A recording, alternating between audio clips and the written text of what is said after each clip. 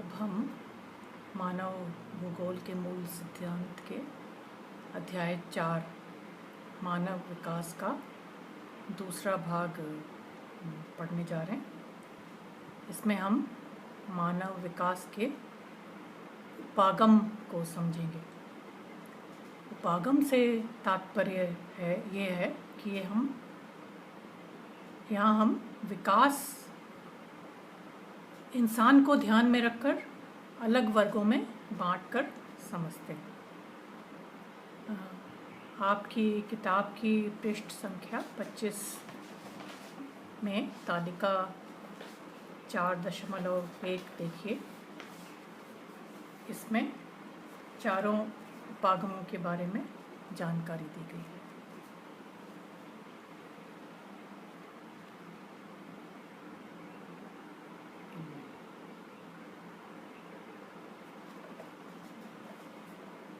इन्हें कुछ उदाहरणों से समझते हैं।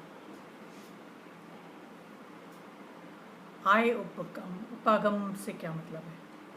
अगर आपका मासिक वेतन इतना है कि आप अपने और अपने परिवार की मूलभूत ज़रूरतों को पूरा करने के बाद भी कुछ राशि बचा पाते हैं, तो मानी बात है कि आप अपने आराम या आपकी सुविधा के लिए या तो कोई वाहन खरीदेंगे या अपने आवास में सुधार लाएंगे या उस पूंजी निवेश से स्वयं को सुरक्षित करेंगे। तो व्यक्ति का जीवन स्तर उसकी आर्थिक क्षमता पर निर्भर करता है। ये तथ्य हमेशा ही एक मानव विकास की इकाई रही है, जो बहुत महत्वपूर्ण है। अब हम कल्याण उपागम को समझते हैं। इस उपागम में मनुष्य को एक निष्क्रिय प्राप्तकर्ता के रूप में देखा जाता है। अगर कोई सरकार गरीबी रेखा से नीचे लोगों की मदद करना चाहती है तो उसे काफ़ी मूलभूत सुविधाएं या तो मुफ्त या बाजार भाव से काफ़ी कम कीमत पर मुहैया कराई जाती है। जाहिर है ये सरकार की योजनाओं के बिना संभव नहीं है। आपने उज्ज्वला योजना या जनधन खाता के बारे में ज़रूर सुना होगा। उज्ज्वला में हर परिवार को सरकार एक गैस कनेक्शन देती है, जो स्त्रियों के जीवन स्तर में सुधार की बड़ी भूमिका निभाता है। इसी तरह बिना किसी राशि जमा कराए बैंक में हर वयस्क का खाता खुल जाना भी कल्याण उपागम का अच्छा उदाहरण है।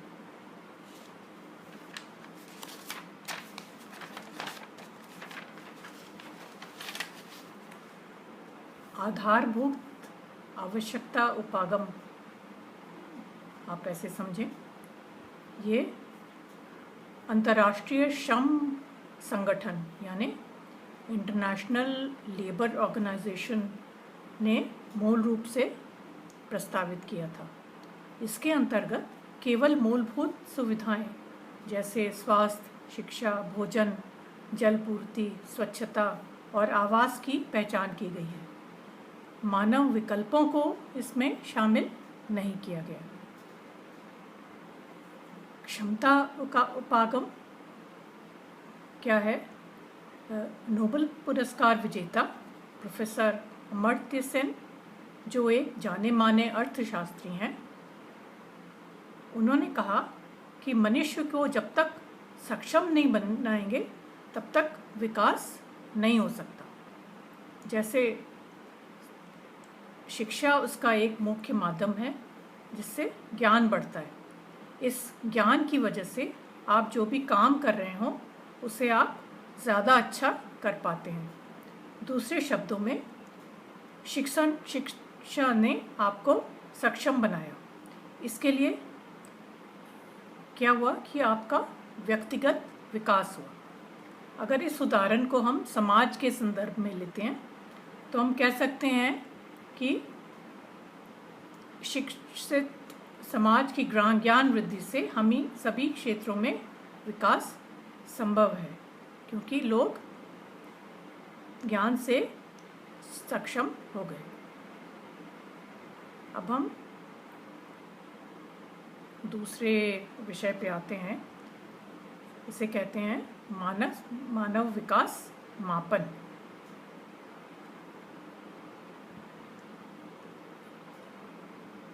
ये मानव विकास सूचकांक HDI ह्यूमन डेवलपमेंट इंडेक्स के मानदंड के आधार पे होता है। मानव विकास से कितना लाभ प्राप्त हुआ ये इसे मापता है। 3 क्षेत्रों की जानकारी से ये मापन होता है और 0 से 1 के बीच का स्कोर इसका आधार होता है। हर क्षेत्र को 1/3 भारिता यानी वेटेज दी जाती है। पहला सूचक जो होता है वो जन्म के समय जीवन प्रत्याशा कितनी है। इसका अर्थ ये हुआ कि अगर जीवन प्रत्याशा ज़्यादा है तो लोगों के पास लंबी आयु और अधिक स्वस्थ जीवन जीने के अवसर होते हैं। दूसरा सूचक है प्रौढ़ साक्षरता दर और सकल नामांकन अनुपात। इसे इस तरह से समझें कि जितने अधिक पढ़ लिख सकने वाले वयस्क होंगे और जितने छात्र छात्राएं स्कूलों में नामांकित यानी एनरोल्ड होंगी, ये दिखाएगा कि ज्ञान प्राप्त करना कितना आसान है या कठिन है। तीसरा सूचक है क्रय शक्ति यानी खरीदने की क्षमता। दूसरे शब्दों में लोगों की आर्थिक स्थिति कैसी है, इसे अमेरिकी डॉलर में मापा जाता है। जिस देश में गरीबी होगी वहाँ का स्कोर कम होगा। पर ये नापन हमें नहीं बताता कि स्वास्थ्य, शिक्षा या आर्थिक स्थिति का वितरण कैसा हुआ। जैसे मान लीजिए मानव विकास सूचकांक का स्कोर ऊंचा है, पर जिन सुविधाओं पर हम ये मापन आधारित कर रहे हैं वह 30% नागरिकों तक नहीं पहुंचा, तो इस बात का हमें पता नहीं चलेगा। एक और सूचकांक है जो मानव गरीबी को दर्शाता है। ये मानव विकास की कमी को मापता है। कैसे? ये सब बिना आय वाला माप है। इसमें वो आंकड़े देखे जाते हैं जो हैं 40 वर्ष से कम आयु की संभावना कितने लोगों में है, प्रौढ़ निरक्षरता दर कितनी है, साफ पानी न मिलने वालों की संख्या और कम वजन वाले छोटे बच्चों की संख्या कितनी है। मानव विकास के मापने के ये दोनों सूचकांक अगर मिलाकर देखें जाते हैं तो मानव विकास की असली तस्वीर सामने आती है। जैसा कि हम पहले देख चुके हैं कि मानव विकास सूचकांक 0 से 1 के स्केल या पैमाने पर मापा जाता है। इस प्रकार 0.983 का स्कोर काफ़ी ऊंचे स्तर का हुआ और 0.268 नीचे स्तर का मानव विकास दिखाता है।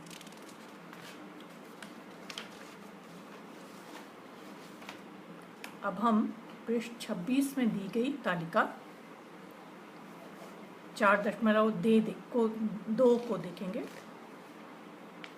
और इससे अंतर्राष्ट्रीय तुलना करेंगे।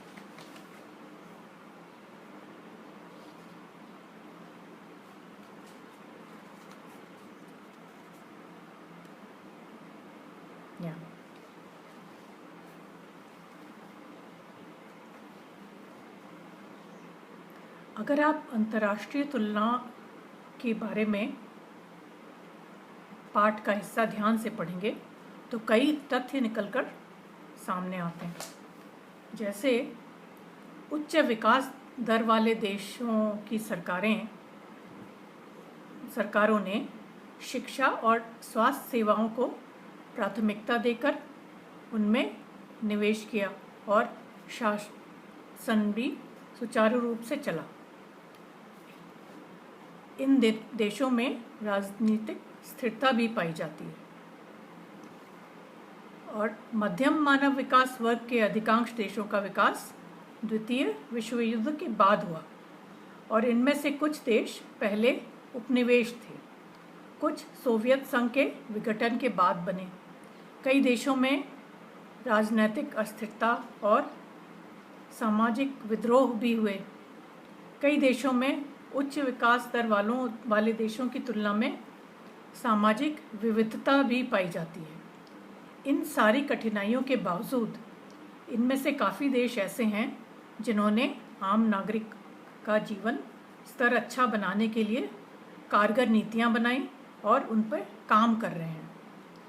इसलिए उनके मानव विकास स्कोर में लगातार सुधार हो रहा है। मानव विकास में निम्न स्तर वाले जो देश हैं इनकी संख्या है 38। ये प्राय छोटे देश हैं। राजनीतिक उपद्रव, गृह युद्ध की वजह से समाज में अस्थिरता है, अकाल पड़ा, बीमारियां आदि इनको विकसित नहीं होने देती। अगर इन देशों में भी नागरिक हित की अच्छी नीतियां बने तो इन देशों में भी सुधार आ सकता है।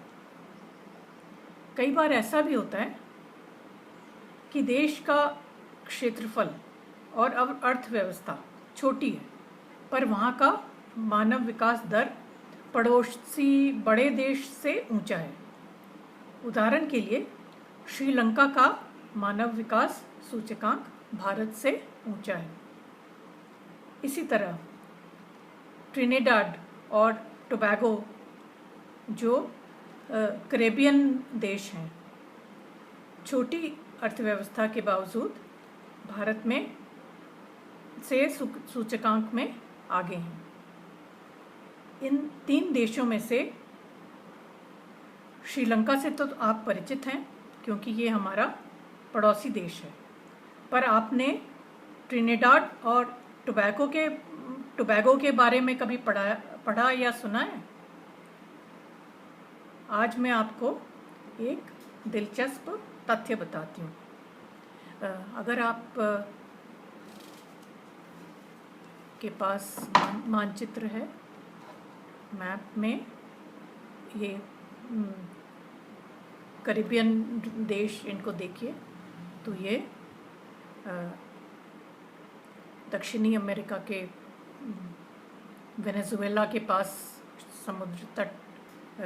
समुद्र में द्वीप की तरह आपको दिखेंगे और उसके आसपास भी देखिएगा तो आपको ज़्यादा ठीक से समझ में आएगा। तो मैं आपको कह रही थी कि एक बहुत दिलचस्प तथ्य है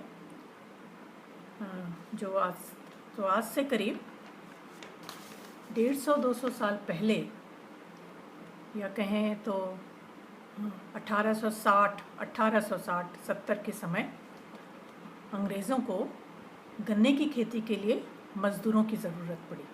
भारत में नहीं, कैरेबियन द्वीप समूह में, क्योंकि वहाँ जो अफ्रीकी मूल के बंधुआ मज़दूर थे वो आज़ाद हो गए थे और गन्ने की खेती में काम करने को तैयार नहीं थे। तो अंग्रेज़ हुकूमत ने जो यहाँ पर भारत में शासन कर रहे थे उन दिनों, उन्होंने बिहार और पूर्वी उत्तर प्रदेश से काफ़ी मज़दूरों को जहाज़ से इन द्वीपों में स्थित गन्ने के खेतों में काम करने के लिए भेजा। अगर आप आपने अगर मानचित्र देखा हो तो देखिए कि देश कितनी दूर है। इसलिए अब भी ट्रिनिडाड, गुयाना आदि देखेंगे देशों में भारतीय मूल के लोगों की संख्या 35% तक है। अगर आप क्रिकेट में दिलचस्पी रखते हो तो वेस्ट इंडीज़ के कुछ खिलाड़ियों के नामों पर आप गौर कीजिएगा। मसलन शिवचरण चंद्रपॉल, कालीचरण, रोहन कन्हाई आदि। इन सब के पूर्वज गंगा की मैदानी घाटियों में रहते थे। अब हम पाठ को एक बार दोहरा लेते हैं। तो अभी तक जो आपने सुना उसमें याद करने की कोशिश कीजिए कि मानव विकास के उपागम कौन से हैं। दूसरा, मानव विकास का मापन किन आधारों पर किया जाता है, जो दो हैं, मानव विकास सूचकांक और मानव गरीबी सूचकांक। तीसरा प्रश्न भी देखिए, मानव विकास के उच्च दर वाले देशों की सरकारों ने किन नीतियों को प्राथमिकता दी। और अब पाठ के अंत के प्रश्नों की तरफ आइए।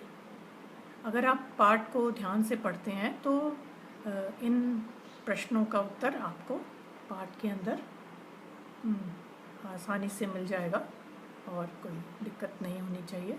और जो लंबे 150 शब्द वाले प्रश्न हों उनमें सारे बिंदु डाल लीजिए और वाक्य को ज़्यादा लंबा मत करिए। मतलब अपनी बात सीमित शब्दों में रखने का बहुत अच्छा तरीका यही होता है कि उसको लंबा नहीं किया जाए। ठीक है, तो ये पाठ हमारा पूर्ण हुआ।